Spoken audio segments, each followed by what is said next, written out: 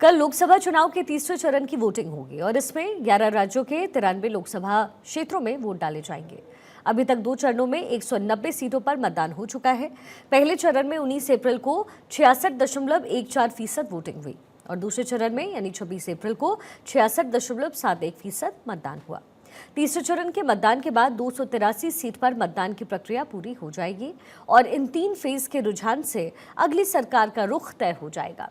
सभी राजनीतिक दल अभी तक हुई वोटिंग में बढ़त बनाने का दावा कर रहे हैं, लेकिन सही क्या है इसका पता 4 जून को चलेगा। तीसरे चरण के चुनाव में कई दिग्गजों का भविष्य टिका हुआ है। मध्य प्रदेश के विदिशा में शिवराज सिंह चौहान, गुना शिवपुरी से ज्योतिरादित्य सिंधिया और राजगढ़ में दिग्विजय सिंह के लिए भी तीसरे चरण में वोट डाले जाएंगे।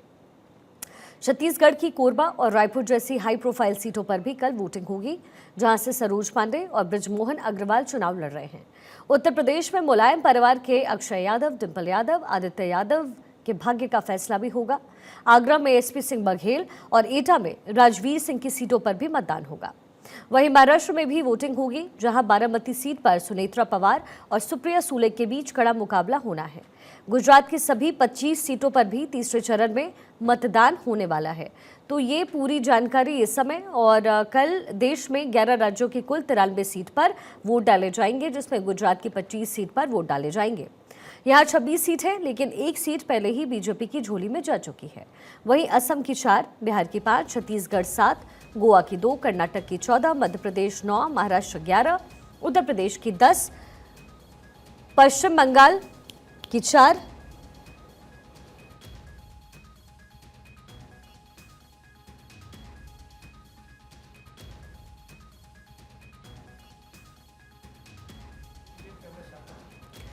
दादरा और नागर हवेली के साथ साथ दमन और दीव 2 सीट पर कल मतदान होना है। तो 11 राज्यों की 93 लोकसभा सीटें, जहां पर मतदान कल गुजरात की पूरी 25 सीटों पर मतदान, छत्तीसगढ़ 7, मध्य प्रदेश की 9, उत्तर प्रदेश की 10 सीट पर वोट कल डाले जाएंगे, जिसमें संभल, हाथरस, आगरा, फतेहपुर सीकरी, फिरोजाबाद, मैनपुरी, एटा, बदायूं, आंवला और बरेली में वोट डाले जाएंगे।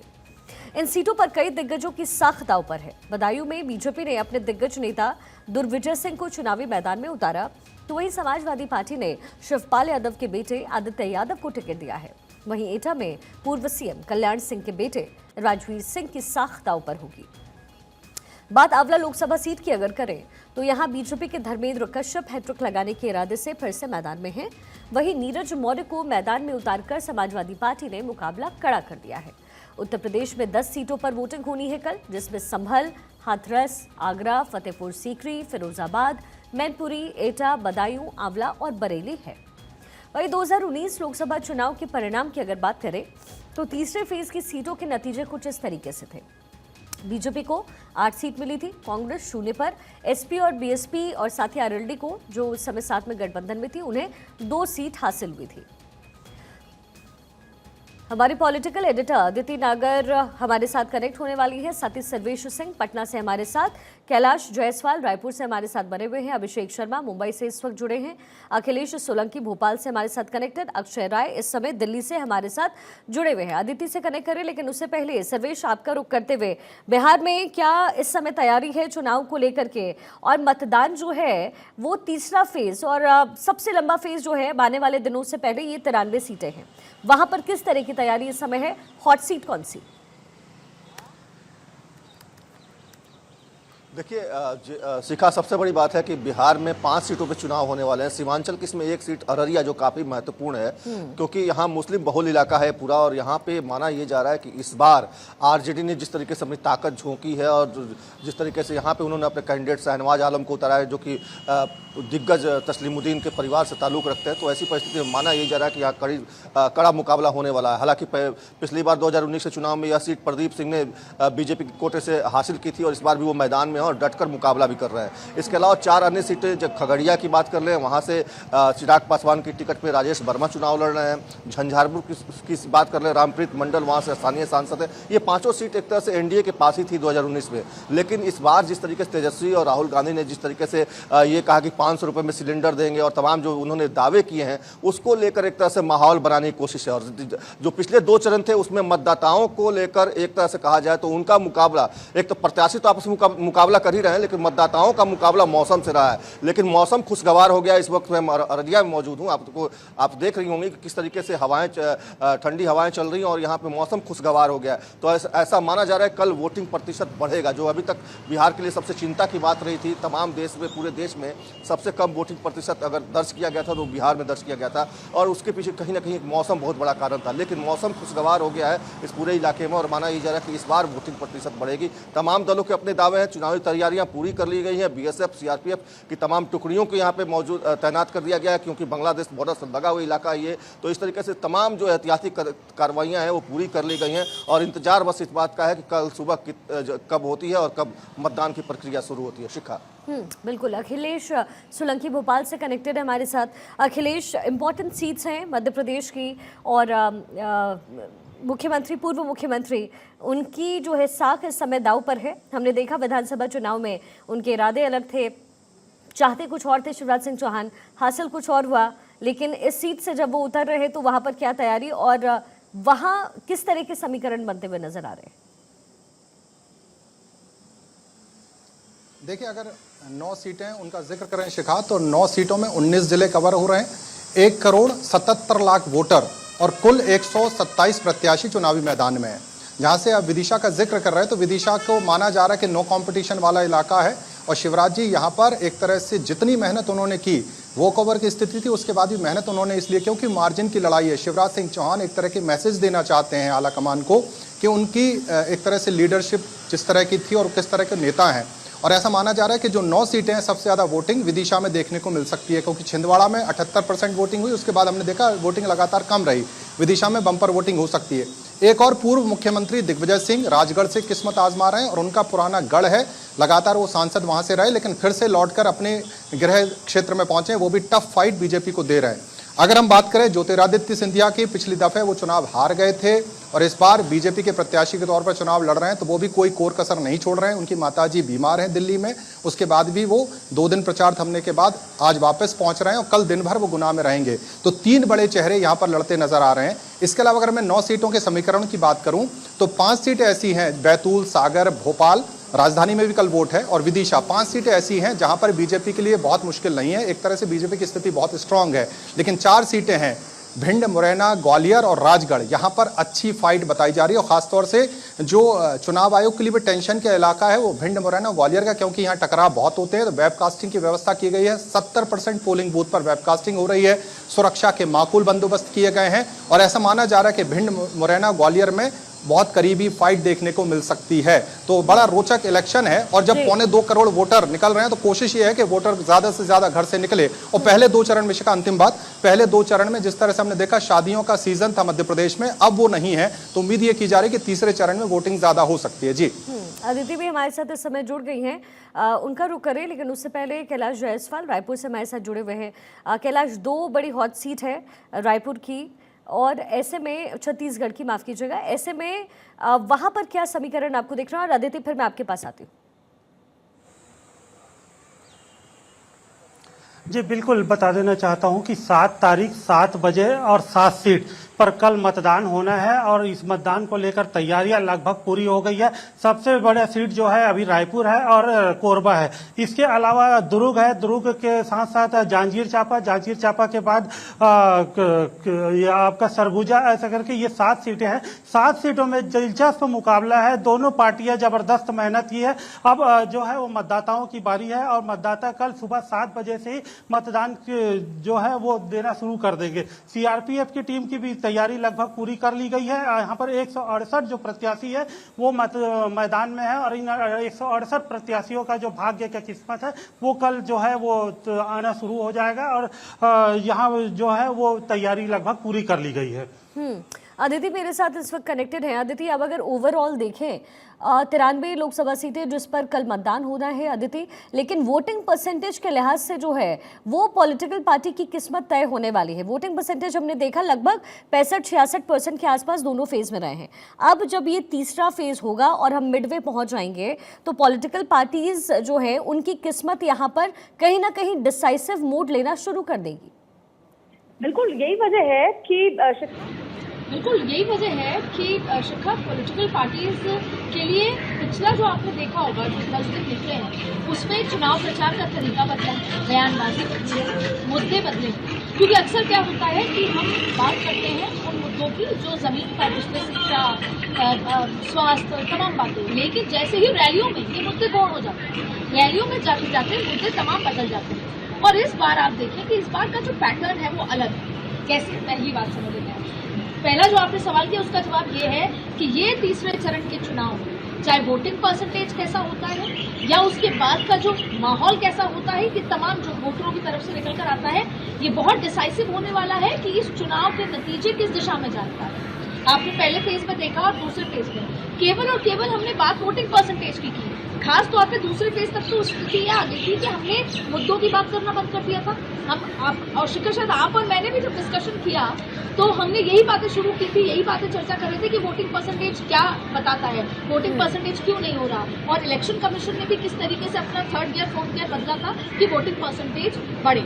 ऐसी स्थिति में इस चुनाव, और ये बहुत रोचक है, देखिए गुजरात की 26 सीटों के साथ चुनाव है, असम की बची हुई सीटों पर चुनाव है, इसके अलावा अगर बात करें उत्तर प्रदेश बहुत महत्वपूर्ण है। उत्तर प्रदेश की उन 10 सीटों पर चुनाव है जो अपने आप में बेहद महत्वपूर्ण है, क्योंकि कहीं पे सपा बहुत अच्छी है, कहीं पे सपा ने इनरोड्स करी ही नहीं है। ऐसी स्थिति में हर राज्य में जो चुनाव होने वाले हैं अभी 3rd फेज में, इसमें किस तरीके से वोटिंग परसेंटेज के साथ साथ क्या जाति पर चुनाव होता है, राष्ट्रवाद पर चुनाव होता है, मुद्दों पर होता है, ये सारी चीजें अगले जो बचे हुए फेजेस हैं जिसको हम कहेंगे 4, 5, 6, 7, उसमें क्या नतीजे आएंगे और फिर अंततः 4 जून को क्या नतीजे आएंगे वो बहुत डिसाइसिव तरीके से बताने योग्य होगा। जी अच्छा, अब मैं उत्तर प्रदेश में भी एक एक करके आऊंगी अदिति, लेकिन उससे पहले सत्यप्रकाश सोनी मुंबई से जुड़े हुए। सत्यप्रकाश, 11 सीटें और बहुत ही हॉट सीट है और रत्नागिरी, सिंधुदुर्ग जैसी सीटें हैं, वहां पर इस समय क्या समीकरण, मुद्दे क्या है इस समय?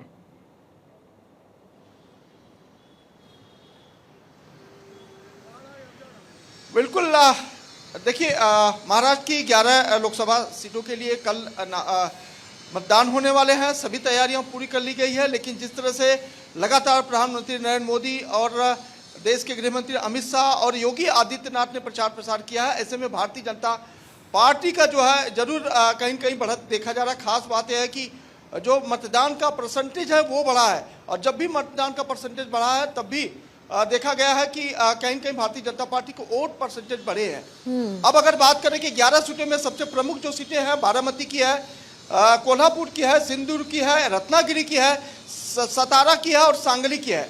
बारामती में देखा जाए तो ननद भाभी आमने सामने, मतलब पावर परिवार की जो है पावर देखने को मिल सकती है। रत्नागिरी में देखा जाए तो नारायण राणे के सामने जो है विनायक राउत हैं जो सांसद वहाँ के हैं। कई ऐसे मुद्दे हैं जो नारायण राणे के सामने आए हुए हैं और लगातार जो है योगी आदित्यनाथ ने उनके लोकसभा क्षेत्र में प्रचार प्रसार भी किया है। कोल्हापुर की बात करें तो उदयराज सिंधिया जो लगातार कोशिश कर रहे हैं कि एक बार उन्हें इस सीट से मौका मिले और उन्हें जो है जीत मिले, तो कहीं न कहीं देखा जा रहा है कि सभी सीटों पर जो है दावेदारी मानी जा रही है और लोगों का रुझान भी है कि इस बार जो है फिर जो है प्रधानमंत्री नरेंद्र मोदी को एक बार फिर से सांसद पीएम को जो है का सेहरा बनाया जाए। चलिए ठीक है, अक्षय राय भी जुड़े हुए हैं हमारे साथ। अक्षय, उत्तर प्रदेश का समीकरण जरा जल्दी से एक बार बता दीजिए, क्योंकि समाजवादी पार्टी का जो गढ़ रहा है और जो लोग समाजवादी पार्टी परिवार के हैं उनकी किस्मत दांव पर है। सामने ऐसे प्रत्याशी जो टक्कर देते हुए नजर आएंगे, क्या लग रहा है उत्तर प्रदेश में क्या एंगल दिख रहा है इस वक्त?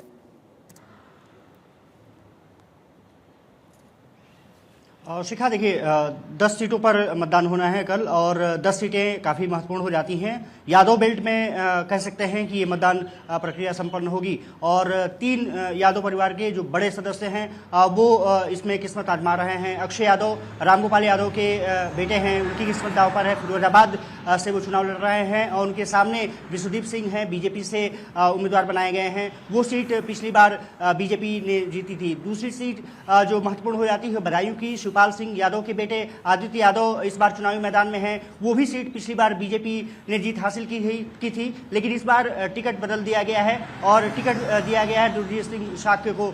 एक बेहतर फाइट होती हुई नजर आ रही है। बरेली की सीट काफी महत्वपूर्ण हो जाती है। संतोष गंगवार वहां से 8 बार सांसद थे, लेकिन उनका टिकट बदल दिया गया गया। छत्रपाल गंगवार वहां से चुनाव लड़ रहे हैं। उनके सामने अगर देखें तो प्रवीण सिंह ऐरन, जो कांग्रेस के पूर्व सांसद रहे हैं, 2009 में उन्होंने जीत हासिल की थी, वो इस बार सपा से उम्मीदवार है। इंडिया गठबंधन की तरफ से वो चुनाव मैदान में है। वो काफी सीट महत्वपूर्ण हो जाती है और आंवला की सीट भी हाई प्रोफाइल सीटों में जानी जाती है, तो वहां पर नीरज मौर्य चुनौती देते हुए सांसद धर्मेंद्र कश्यप के सामने आएंगे। इसके अलावा केंद्रीय मंत्री जो रहे हैं, वर्तमान में सांसद हैं आगरा से, उनकी किस्मत निश्चित रूप से दांव पर है। एसपी सिंह बघेल, और वहां पर इंडिया गठबंधन भी चुनाव लड़ रहा है और बसपा ने भी एक मुस्लिम प्रत्याशी को उतार करके त्रिकोणीय संघर्ष बनाने की कोशिश की है। इसके अलावा अगर एटा की बात करें तो राजवीर सिंह फिर से चुनावी मैदान में है और ये माना जा रहा है कि वो उनको चुनौती जरूर मिलेगी, लेकिन एटा बीजेपी के लिए काफी मुफीद सामने होने जा रही है। हाथरस की सीट इस बार केंद्रीय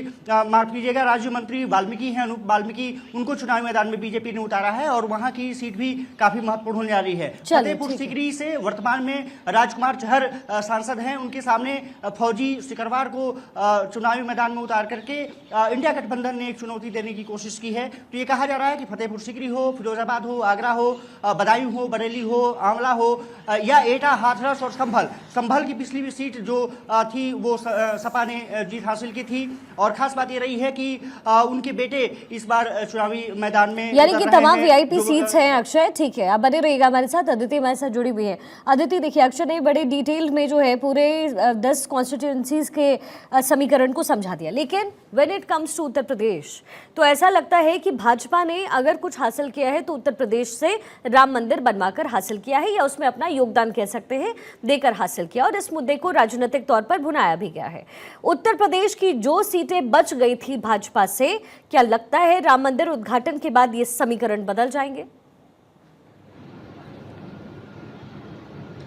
अभी बात हो रही थी तो ये कहा गया कि नरेंद्र मोदी, अमित शाह का जो रोड शोज हैं या जो चुनाव प्रचार का जो तरीका है योगी आदित्यनाथ का, उसका कोई कंपैरिजन नहीं है। वो जिस तरीके से होता है, चाहे पूरा इंडी गठबंधन भी साथ आता है, उस तरीके का चुनाव प्रचार नहीं करते, यानी कि मेहनत में कोई कमी नहीं है। जाहिर तौर पे जब हम बात 400 पार की करते हैं, जब बात हम दूसरे आंकड़े इजाफे की करते हैं, तो उत्तर प्रदेश भी वो राज्य है जाहिर तौर पे, क्योंकि भारतीय जनता पार्टी चाहती है कि पूरा जो चुनाव प्रचार है वो राम मंदिर के इर्द गिर्द भी रहा है। तो ऐसी स्थिति में उत्तर प्रदेश में 64 सीट्स थी, वो इजाफा चाहती है। यहाँ तक कि जब चुनाव शुरू होने वाले थे तब 77 के आसपास की बात होती थी, वहां तक हम लेकर आ जाएंगे।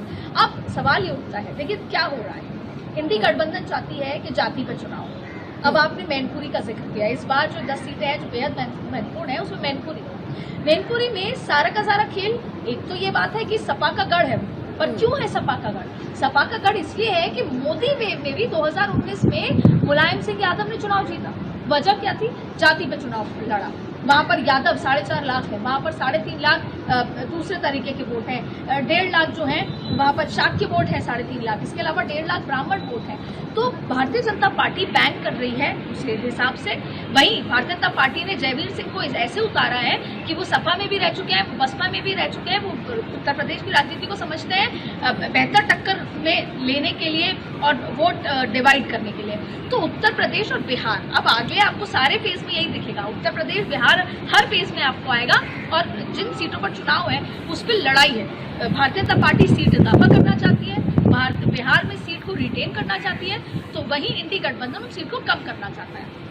सवाल क्या उठता है कि राम मंदिर के इर्द गिर्द अगर चुनाव रहा तो जाहिर तौर पे इजाफा होगा, अगर राष्ट्रवाद के इर्द गिर्द रहा तो जाहिर तौर पे इजाफा होगा, अगर योगी आदित्यनाथ की बुलडोजर वाली इमेज पे चुनाव होता है तो इजाफा होगा, वहीं लॉ एंड ऑर्डर पे अगर चुनाव होता है तो इजाफा होगा। लेकिन अगर आप जाति पे, जैसे बरेली का जिक्र, देखिए बरेली मैं क्योंकि वहां होकर आई से मैं आपको ये बात बता सकती हूँ। बरेली में पिछले 8 बार से संतोष गंगवार थे।